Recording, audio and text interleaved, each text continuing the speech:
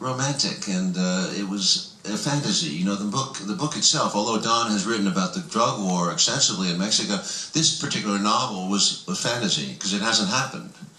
The war against independent growers. There's not enough money, I guess, for the cartel to be interested. It could happen. So, but it was a whimsy. And anyway, in that whimsy, it was a story, and we decided to tell it through the eyes of Blake O.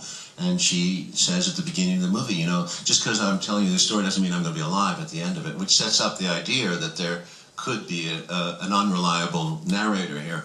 And I think at the end, she says when she's, you know, this is the way I thought it would end, but life has, the truth has a mind of its own.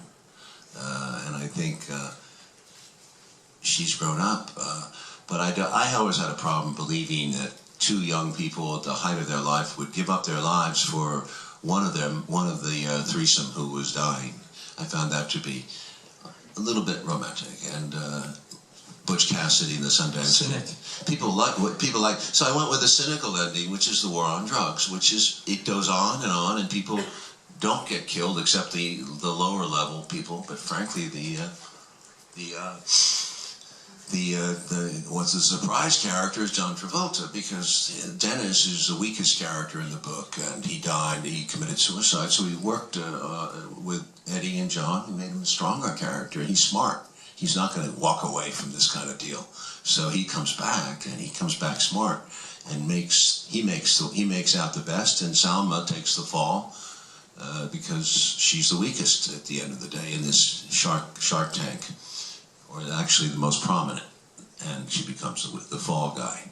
She goes to jail, he makes out, and the kids get away to Indonesia, where they have to rebalance and rethink their lives. And I don't think it's going to be a Jules and Jim comeback, they're going to break it up, I think. Alors voilà, d'abord par rapport évidemment aux deux fins, eh bien la première fin, celle que vous voyez, c'était dans le livre évidemment de Don Winslow, la première fin. Alors c'est quelque chose pour moi d'assez romantique, ça tient presque du fantasme, parce que au fond, eh bien ce n'est pas possible de visualiser ainsi la fin, pour moi en tout cas. Alors c'est vrai que Don Winslow a écrit beaucoup de livres sur la guerre de la drogue au Mexique, mais justement ce livre-là, Savage, eh bien ce n'était pas sur ça. Cela montrait justement comment cela pourrait devenir entre le Mexique et la Californie. Mais pour le moment, cette guerre-là, transfrontière en tout cas, n'existe pas. Peut-être qu'il n'y a pas assez d'argent pour les cartels et qu'ils ne s'intéressent pas assez à cela. Donc vraiment la première fin, en quelque sorte, c'est une fantaisie que l'on voit à travers les yeux du personnage principal, O. Cette voix, cette narratrice, qui dès le départ d'ailleurs n'est peut-être pas fiable, puisque la première phrase qu'elle prononce dans le film, c'est « Écoutez, ce n'est pas parce que vous me voyez là et que vous entendez ma voix que je serai vivante à la fin du film ». Donc il y a quand même le doute quant à la narratrice. C'est vrai que pour moi, je trouvais qu'à la fin, évidemment, la deuxième fin ressemble davantage à ce que moi, Oliver Stone, je crois. Parce que franchement, l'idée de deux jeunes gens se donnant la mort pour suivre l'un des leurs tombé, c'est une vision très très romantique, un peu à la Butch Cassidy et le Kid. Mais finalement, moi je crois davantage à la deuxième fin, plus cynique certes, qui est que la guerre continue, bien sûr, la guerre contre la drogue.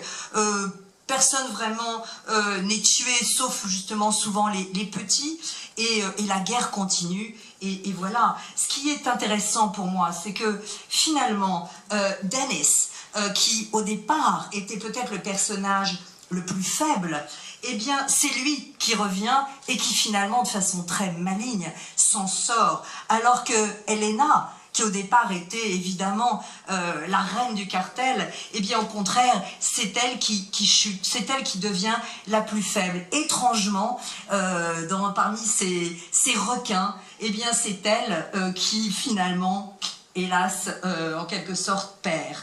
Et je crois que la suite pour les trois adolescents, en quelque sorte, qui partent, eh bien ils se retrouvent en Indonésie. Et en ce qui me concerne, je ne crois pas qu'ils restent ensemble. Je ne crois pas du tout qu'il y ait une fin à la Jules et Jim.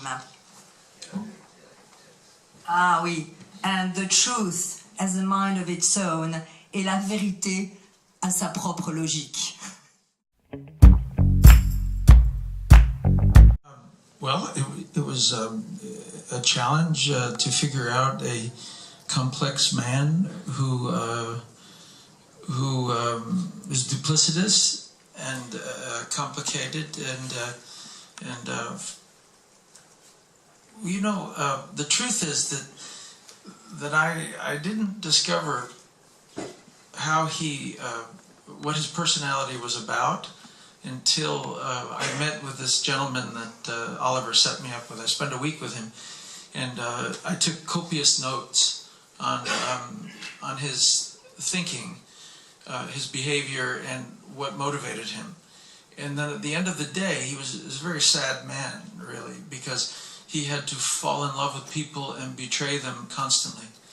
And even though this man that I used all my history on the character was doing things for more righteous reasons, it still left him with a bad taste in his mouth to betray people. So, you know, what's it like to constantly be such almost an actor that in every scenario he's in, when he's with the young people, he's trying to be hip and young and be acceptable to them and betray them. And he's with the Mexican cartel, and he's trying to be smarter than them and manipulate them. When he's at home, he's a family man, and he's hoping that his family will never discover this life of drugs that he's dealing with, you know, usurping money. And the government, he's conservative. He goes to work, and he's very conservative and completely a businessman. So what a life! I mean, you know, he's dancing on a cliff. He doesn't even know that at any moment he and his family could be wiped out like that because he's blind to this ridiculous, dangerous setup that he has called his life. You know, I'm sure he didn't start out that way. You know, I'm sure he started out with more good intentions, but the truth is that he chose to be corrupt, and he chose to be duplicitous, and he's the ultimate actor because he says the wrong word, or he does the wrong move, and he's dead. The young kids could kill him, the cartel could kill him, even his family could turn him in if he wasn't careful, and certainly government could do it. So what a life! I mean, my God, you know, and he's gotten to the point where he's sloppy. You know, he's not as careful sometimes, but other times he's sharp, and he's a mastermind. He manipulates and is the ultimate chess player. So he's a complex man. I've never had to like the people I play, but I've always had to like playing them. Always. I've always had to enjoy them. I loved playing Dennis, but I wouldn't hang out with him. I wouldn't. That was very long-winded. Sorry about it. Alors voilà, c'est vrai que pour moi, ça a été un défi de comprendre ce personnage très complexe parce qu'il est hypocrite, manipulateur, corrompu. En fait, pour vous dire vrai, je n'ai pas vraiment découvert sa véritable personnalité jusqu'au moment où j'ai passé une semaine avec cet homme justement dont nous parlait tout à l'heure Oliver, qui m'a expliqué sa façon de penser, ses motivations. Et j'ai trouvé que finalement, au bout du compte, c'était un homme triste. Parce que toute sa vie, il devait à la fois tomber amoureux de certaines personnes et ensuite immédiatement les trahir, sans cesse. Donc c'est vrai que cet homme que m'a fait rencontrer Oliver, qui avait donc travaillé pour Adillé, eh bien, à travers son histoire personnelle, j'ai compris que s'il avait commencé à faire ce travail pour les bonnes raisons, eh bien, à la fin, évidemment, il avait totalement changé toute sa perception des choses. Et que finalement, à la fin de la journée, eh bien, il devait avoir un mauvais goût, un goût amer dans la bouche. Alors, c'est vrai que il faut quand même se dire, qu'est-ce que c'est que cette vie? Qu'est-ce que c'est que la vie de Dennis? Eh bien, c'est d'être finalement l'acteur de sa vie dans chaque scène. Par exemple, lorsqu'il est avec les 3 jeunes garçons, quel est le rôle qu'il joue? Il doit être hip, il doit être jeune, sinon il le tue. Lorsqu'il est avec le cartel mexicain, qu'est-ce qu'il doit être? Il doit être malin, il doit être manipulateur, sinon il le tue. Lorsqu'il est chez lui, qu'est-ce qu'il doit être? Un homme de famille, un père de famille, avec une vie dont il ne peut pas parler. Il ne peut pas parler de la drogue, il ne peut pas parler de cet argent, sinon il risque d'être dénoncé. Au sein du gouvernement, que doit-il être à nouveau? Cette fois-ci, c'est un homme conservateur, presque un businessman. Il ne peut pas se permettre d'être autre chose. Vous vous rendez compte de cette vie? À chaque fois, il est un autre personnage. C'est un peu, je dirais, c'est un danseur au bord d'un précipice. À chaque moment, sa famille même peut le dénoncer. À chaque moment, il peut être tué.